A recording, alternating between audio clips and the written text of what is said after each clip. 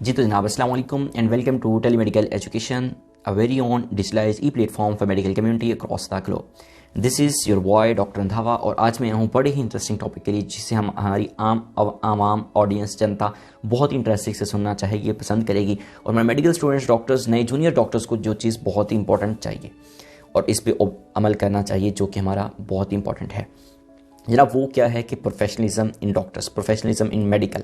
एक छोटा सा स्केल हमने बनाया हुआ है हमारी बिहेवियरल साइंस की बुक ने, डॉक्टर मोहतर राना साहब, प्रोफेसर मोहतर राना साहब की जो बुक है उसने, कि क्या आपके पास स्केल क्या है, पैरामीटर क्या है, आप किस तरह जज कर सकते हो आपका डॉक्टर कितना प्रोफेशनल है। जी हाँ, आज यानी कि मैं आपको बताने चाह रहा हूँ कि आपका जो पेशेंट है, आप पेशेंट हो और आप अपने डॉक्टर का रवैया, एटीट्यूड आप देख सकते हो, किस तरह परख सकते हो, असेसमेंट किस तरह कर सकते हो कि भाई उसका क्या लेवल है। ठीक है, लेवल ऑफ प्रोफेशनलिज्म डॉक्टर का क्या है।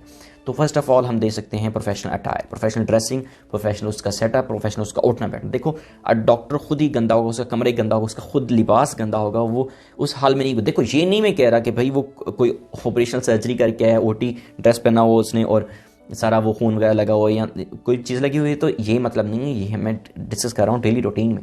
वो कहीं सेटअप में आता है, वो कोई हॉस्पिटल में आता है, तो प्रोफेशनल अटायर आया कि उसका है या नहीं है। यानी कि सिंपल समझाने के लिए कि यार उसने स्क्रब्स पहना हुआ है या नहीं पहना हुआ, अगर पहना हुआ तो किस तरह पहना हुआ, क्या सीन है। ये नहीं कि आप सिंपल जीन्स पहन के ऑपरेशन कर रहे हो, नॉट एट ऑल। हमें देखो ऑपरेशन जो होते हैं बड़ी कॉम्प्लिकेटेड सर्जरीज होती हैं, तो ये प्रोफेशनल अटायर आप देखा होगा अक्सर वो खुला खुला होता है, वो इसी वजह से होता है ताकि रिलैक्स रखा जा सके, इजी बिजी रखा जा सके डॉक्टर को, हमारे को, ताकि वो आम सही सराउंडिंग में रह के अच्छे वे में खुल के आराम सुकून से काम कर सके। ठीक है, चलिए जनाब, ये एक पॉइंट लेट्स सपोज हम हमारे पास स्कोर कर लेते हैं कि प्रोफेशनल अटायर हो गया। आपका डॉक्टर आपके भाई से वाइट कोट पहना हो तो ऑब्वियसली प्रोफेशनल अटायर का मुझे फुल मार्क्स मिल गया। ठीक है, अब नेक्स्ट है हमारे पास respect for time and punctuality. जनाब सर्जरी होनी थी 8 बजे, आपका जो एनेस्थीसिस्ट था वो आ रहा है 9 बजे, तो मुझे बताया चीज़ें किस तरह चलेंगी।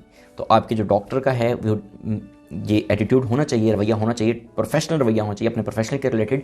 क्योंकि देखो यार, fractions of seconds, fractions of moments ये डिसाइड करते हैं कि आपने हॉस्पिटल को किस तरह के लेके चलना है, अपने पेशेंट्स को किस तरह के चलना है, उनके ट्रीटमेंट को किस तरह के लेके चलना है। ठीक है, तो टाइम और पंक्चुअलिटी डॉक्टर में होनी बहुत ही ज़रूरी चीज़ है।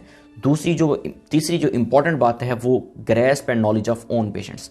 ये नहीं कि भाई मैं यहाँ बैठा हूँ और मैं रिसर्च कर रहा हूँ यूके के पेशेंट्स की, अमेरिका के पेशेंट्स की, नॉट एट ऑल। मुझे नॉलेज होना चाहिए, मुझे आइडिया होना चाहिए, मुझे सब कुछ पता होना चाहिए अपने पेशेंट्स के रिलेटेड और पेशेंट के बारे में।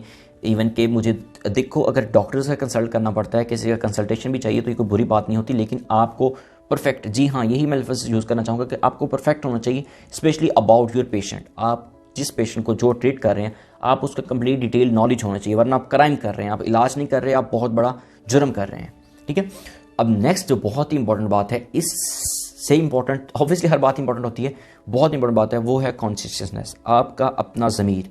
आपको एक बाज़मीर शख्स होना चाहिए। देखो डॉक्टर होने से पहले बाज़मीर शख्स होना, बाज़मीर डॉक्टर होना बहुत ही ज़रूरी चीज़ है। किस तरह ज़रूरी है कि भाई आपने पूरा हॉस्पिटल का सेटअप रन करना है, आप एक लीडर होना है, आपने अपना प्रेसिडेंट, प्राइम मिनिस्टर होना है अपने हॉस्पिटल का। ठीक है, जो एमएस होते हैं मोस्टली डॉक्टर्स ही होते हैं और उन्होंने पूरा सेटअप संभालना होता है। तो आप अपने प्राइवेट सेटअप में, डॉक्टर हॉस्पिटल सेटअप में या कहीं क्लिनिक पे भी इवन के, अगर आप बाज़मीर नहीं होंगे, आप जो पैसे भी बिक जाएंगे, आप लालच में आ जाएंगे, या आप ये चीज़ें होती हैं रूटीन लाइफ, रूटीन जो हमारे यहाँ माशरे में चीज़ें पाई जाती हैं, सिर्फ डॉक्टर्स में नहीं हर कम्युनिटी में पाई जाती हैं, लेकिन डॉक्टर्स को ख्याल रखना चाहिए क्योंकि वो इंसान की जानों से खेल रहे हैं। उनके लिए बहुत इंपॉर्टेंट है इस चीज़ को समझना, परखना और अपने ईमान के तकाज़ों में, मुसलमानियत में, इंसानियत में अल्लाह के गवाह मानते हुए इस पर ईमान रखना बहुत ज़रूरी चीज़ है।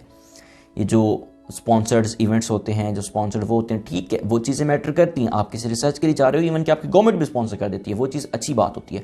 लेकिन ये नहीं होता कि आप किसी बकवास प्रोडक्ट की आप प्रमोशन करते फिरो सिर्फ पैसे की वजह से या फैसिलिटेशन की वजह से या किसी फॉरेनर ट्रिप की वजह से।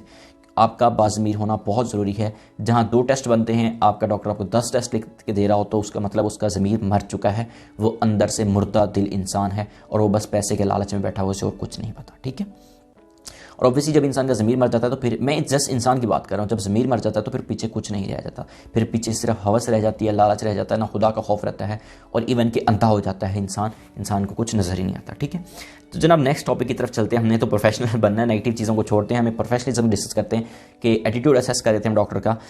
तो तो नेक्स्ट हम स्कोरिंग में रखते हैं चीज़ integrity in reporting patient findings. जी हाँ, वही बात आ गई ना कि आप इंटीग्रेशन कितनी है, आप जो रिपोर्ट्स जो आपने फाइंडिंग निकाली है, इन्वेस्टिगेशन करवाई है, डॉक्टर साहब ने 10,000 टेस्ट करवा लें, ठीक है, अब उन टेस्ट की इंटीग्रिटी आपस में यूटिलाइजेशन कितनी इंपॉर्टेंट आया कि वो सिटी स्कैन MRI जो करवाया है वो करवाना बनता भी था या नहीं बनता था। आप कोई सस्ता आसान कोई और आम टेस्ट करके जल्दी टेस्ट करके बायोप्सी की रिपोर्ट्स 20 से 25 दिनों में जाके आती है, लेकिन अल्टरनेट आप एंडोस्कोपी या बेरियम स्वालो या इस तरह दूसरे प्रोसीजर्स ऑप्शंस हैं। ऑब्वियसली बायोप्सी कॉस्टली भी होती है बहुत से पेशेंट्स के लिए।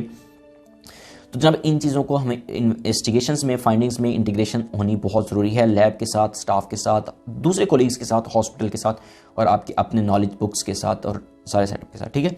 अवेलेबिलिटी टू द पेशेंट्स, ये भी बहुत इंपॉर्टेंट चीज़ है। अब डॉक्टर क्या करते हैं जी, 2-2 घंटे वेट कराई रखा, पेशेंट बेचारा बाहर आके बैठा हुआ है, जो कि बहुत ही गलत रवैया है और बहुत ही गलत बात है। आपने पेशेंट्स को अवेलेबिलिटी देनी है अगर आपका टाइम ऑलरेडी पहले से मुकर्रर है, ठीक हो गया जनाब। नेक्स्ट है हमारे पास कि relationship with colleagues, hospital staff and patients. अब देखो यार, यहाँ डॉक्टर का एटीट्यूड मेन परखने का हमें यहाँ मौका मिलता है कि उसका अपने कोलीग्स के साथ रवैया कैसा है। आए कि वो बहुत हार्श तो नहीं है, वो बहुत एंटी सोशल तो नहीं है, वो बहुत ही नेगेटिव पर्सन तो नहीं है, हर टाइम फूलिंग, हर टाइम किडिंग, मजाक करना और हर टाइम चीज़ों को नेगेटिव रखना, परखना, टांगे खींचना। या फिर हमारे हॉस्पिटल में एक और बहुत बड़ी वबा पाई जाती है हमारे सेटअप्स में, वो है TC करना, उठाना। यानी कि मैं ये कहूँ कि भाई आप इतनी TC चल रही है यहाँ पे हमारे सेटअप में, हर सेटअप में ही, कि आप अपने सीनियर डॉक्टर्स के, आप हॉस्पिटल स्टाफ्स के, इवन के बहुत सारे डॉक्टर्स को एक बहुत गलत चीज़ है कि जो हमारे पेशेंट्स होते हैं उनसे भी गिफ्ट्स, एक्सपेंसिव गिफ्ट्स ले रहे होते हैं। तो देखो ना, छोटी छोटी चीज़ें होती हैं जो आपकी शख्सियत से झलकती हैं, आपके वकार से झलकती हैं, जिसने आपकी इन फ्यूचर पर्सनैलिटी बनानी है और आपको एक अजीम इंसान बनाना है, अजीम डॉक्टर बनने से पहले, ठीक है।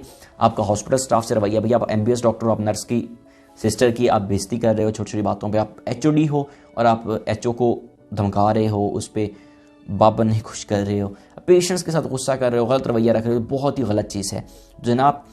दोबारा इसमें कंपाइल करता हूँ, आपने एटीट्यूड देखने के लिए, प्रोफेशनलिज्म किसी भी डॉक्टर में देखने के, किसी भी डॉक्टर जाने से पहले आज से आप नोट कर लो कि आपने इस डॉक्टर में ये चीज़ें देखनी है। अगर वो ये चीज़ों में अच्छा है तो फिर आपने उस डॉक्टर को विजिट करना है, वरना कोई और मेरे जैसा अच्छा डॉक्टर आप ढूंढ सकते हैं। Thank you.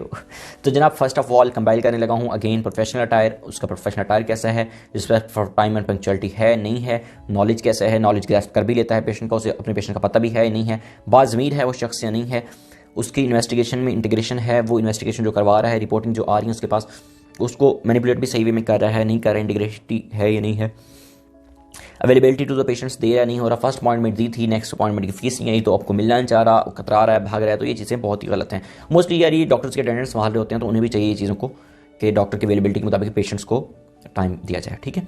अब रिलेशनशिप विद कोलीग्स कैसा है उसका, अपना हॉस्पिटल स्टाफ में ऑब्वियसली जहाँ वो कहीं सराउंडिंग में काम कर रहे हैं, करता रहा है, कहीं से इंडक्शन करके है, कहीं से MBBS करके है, तो वहाँ से पता चल सकता है कि भाई उसका अपने स्टाफ के साथ, अपने पेशेंट्स का रवैया कैसा था।